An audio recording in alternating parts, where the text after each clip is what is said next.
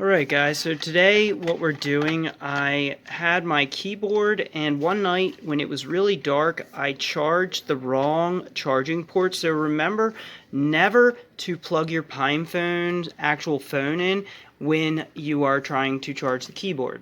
It was dark, I was going to bed, didn't think much of it.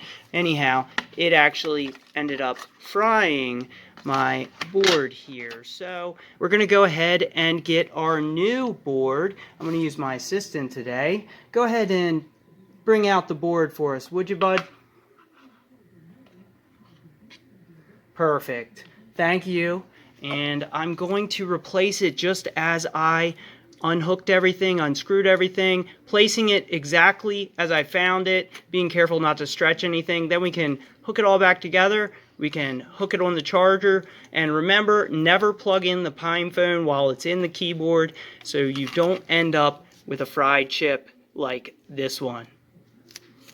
I use a tool like this to go around the outside, paying attention to this notch here in the corner, starting there, working my way around to pry this up, and afterwards I then need to unscrew all of the screws here in the actual board.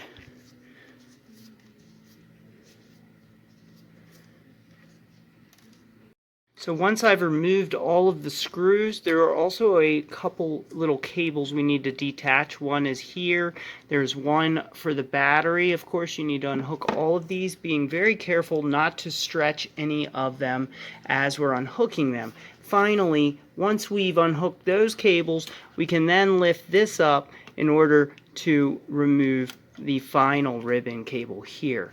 And at this point we can then place our new board into place and then reattach everything as it was.